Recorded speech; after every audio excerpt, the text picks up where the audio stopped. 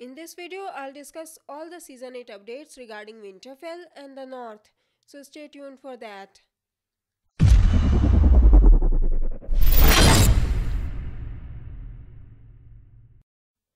Hello everyone, welcome to Ultimate Book Maniacs, your one-stop for book and TV series reviews.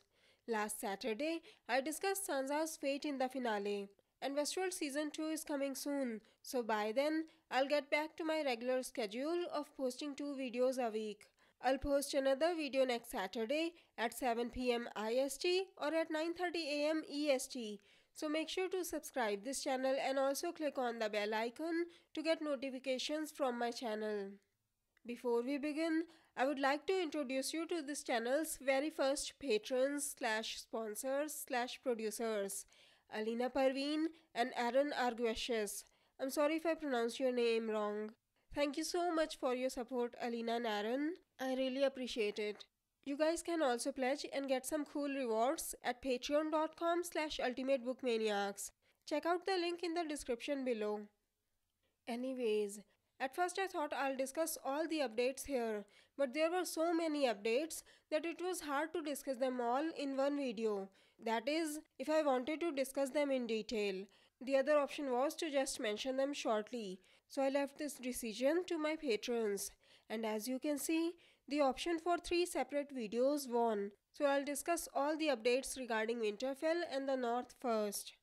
But before we get to Season 8 updates, let's take a quick look at what happened in the North when Season 7 had ended.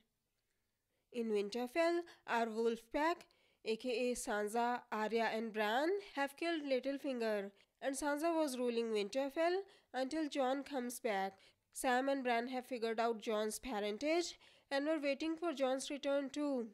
Jon, Dany and Tyrion were sailing towards White Harbor while the Dothraki were going to ride through the King's Road. They will meet somewhere around here and will head towards Winterfell by King's Road. Jaime is also heading towards Winterfell. I wonder if he will run into the Dothraki. At the Wall, we last saw Castle Black in episode 1 where Lord Commander Ed had let Meera and Bran pass the wall. And at Eastwatch, the Night King managed to break the wall and the White Walkers and Whites crossed into Westeros. So what's next for the North? A few days ago, I posted a couple of filming videos of Season 8. I'll discuss these videos and other filming news today, so in case you don't want to see any spoilers, you should stop right here. First, let's take a look at what we have already discussed in my previous videos. We know there will be 2 major battle scenes in Season 8, one in Winterfell and the other in King's Landing. I'll only discuss the battle in Winterfell here. This battle will be directed by Miguel Sapochnik, which means this battle will take place in episode 3 and 5. We know he has directed some epic episodes like Hardhome, Battle of the Bastards, and The Winds of Winter, etc. And if you've watched my Winterfell filming news video, you can tell exactly which battle he will direct in Season 8 and what will be the result of that battle. You can tell how epic this battle will be just by the number of extras. There will be 400 to 500 extras used in this battle, which is almost the same amount of extras that were used in the Battle of the Bastards. The battle in Winterfell is filmed in 3 different places. All these scenes are filmed at night, so it could be for the same battle or it could be for 2 different battles. The first one is Saintfield, aka the place where the Battle of the Bastards was filmed. About 3 weeks ago, there had been activity, including clouds of smoke, spotted there. Second is Moneyglass Set, which I discussed in my shocking Winterfell news video, where Winterfell was under attack. I said in that video that it looked like the Lannisters and the Golden Company were attacking Winterfell, but there was still some doubt left. But then, GOTLikeLocations and Watcher on the Wall posted some shots of the Winterfell set. You can clearly see a lot of dead bodies of humans and horses, which could either be Northerners or the Dothraki. In another pic, you can also see dead Unsullied near the spikes. This proves that their attackers were humans. If it had been the Night King and his army, there wouldn't have been any bodies left, right? They would have walked away as whites after they died. unless their bodies were burned before they could be reanimated, and it didn't look like their bodies were burned. The third one is Magramorn Quarry. I already posted the filming there in my season 8 latest filming videos. Even though I wasn't sure about the money glass set, this one was definitely used for the battle with the White Walkers. Let's take a quick look at what was spotted here.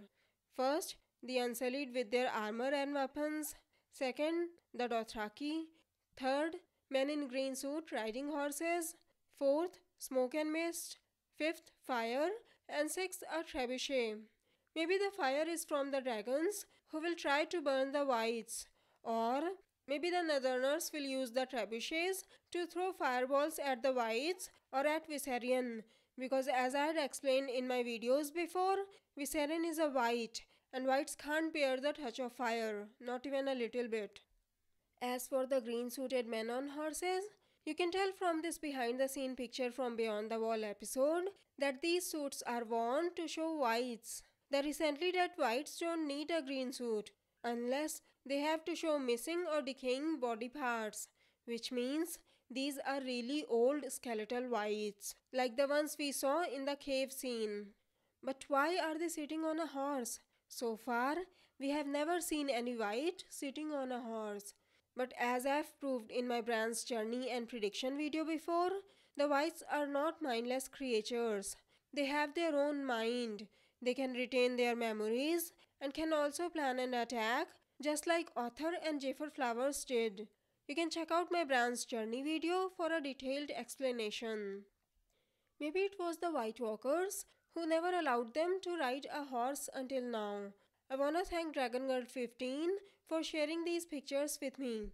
Maybe the White Walkers will order the whites to ride horses to counter the human horse riders. In this picture, you can see both the Dothraki and the green suited whites. It's hard to say if these Dothraki will be alive or dead because as I had said before, the recently dead Dothraki will look exactly the same except for their wounds, which do not heal upon their death or reanimation, whether it's an ice white or a fire white. So do you think these are Dothraki fighting the whites or they are the whites themselves? Let me know in the comments. You can also see men carrying torches in these pictures, both lit and unlit. At first, I thought they were spears, but in another pic, you can see a well-lit torch too. I also noticed two figures walking towards each other next to a huge bonfire, and they stood there talking for some time. Maybe the bonfire is there as a ready weapon in case they get attacked by whites. Or maybe Melisandre will return to Westeros and will perform another sacrifice. What do you think? My jolly sailor Bold had commented, "It looks like 4 figures are fighting a White Walker," and I agree here. It seems like someone small, or rather smaller than the ones fighting there, got hurt or fell down on his or her knees and got up later. According to Watchers on the Wall, for a sequence of aerial shots set in episode 3, the Night King's army will slowly advance through the snow amid lit bonfires. By this point, right in the mid-season, the army of the dead will be composed of wildlings and brothers of the Night's Watch. Brienne and Jaime will be present in this battle and they will be fighting the whites side by side in episode 4, which means they will finally reunite in or around Winterfell in the 2nd or 3rd episode. I guess this will be a perfect date in Brienne's mind, right? Anyways, they were only there for a one-night shoot. Does this mean one of them will die? Or is it just they won't get much footage in this episode? What do you think? It looks like Arya will be a part of this battle too. Some time ago, Maisie Williams had said in an interview with Metro, "I'm currently on my way to a night shoot, which is week 4 of 12 weeks of night shoots. It's just huge. The task is huge, but there's no better way to leave the show, to be honest." Are you thinking what I'm thinking right now? She said, "There's no better way to leave the show." Does this mean Arya will die in this epic battle? I've already discussed the signs of Arya's death in my Arya's death foreshadowing video last year. It's possible she might not survive this battle. And I loved Cliff FC's theory too. Cliff had said, Perhaps Nymeria was reintroduced in season 7 because Arya is going to die very soon, and when she does, her spirit will transfer to her direwolf. I completely agree here. I won't be surprised if Nymeria arrives with her pack to help Arya, and Arya's spirit goes into Nymeria after she dies. Maybe that's why David and Dan have kept Horrell's part in the show when they had cut so many others. What do you think? Joe Dempsey, aka Gendry, had also said in an interview with the Digital Spy that he has been filming a fair bit.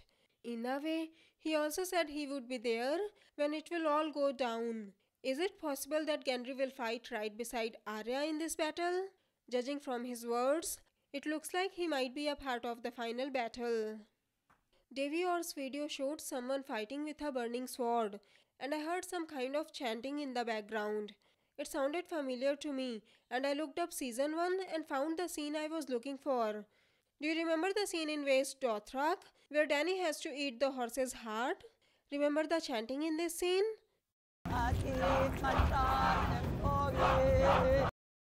It seemed a lot like this.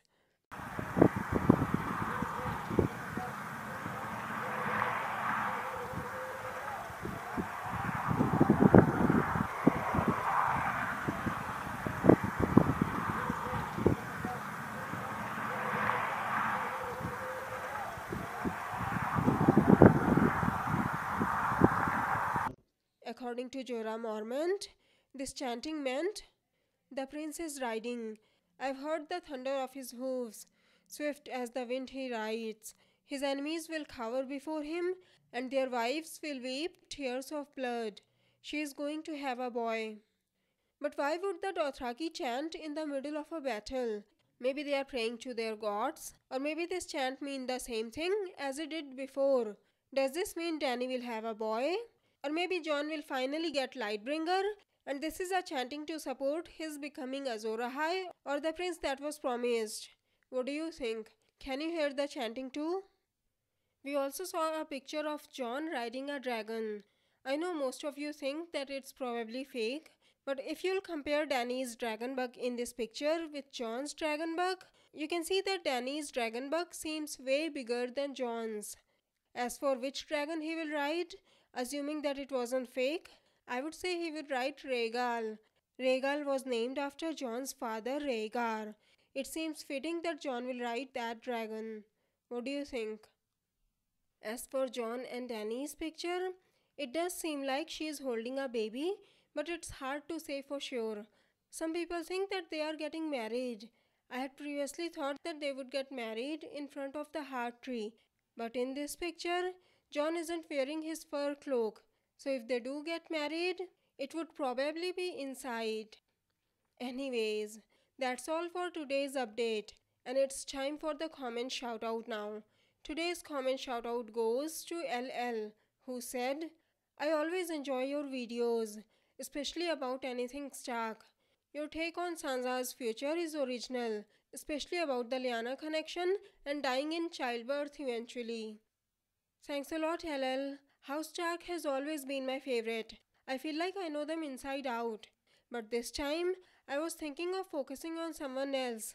I asked my patrons about which character I should choose for my next journey and predictions video, and so far, Dany seems to be winning. So, what do you think of these theories? Don't forget to tell us in the comments. If you like this video, please click on the like button below, share the video and subscribe to my channel. Have a great day. Bye bye. See you in my next video.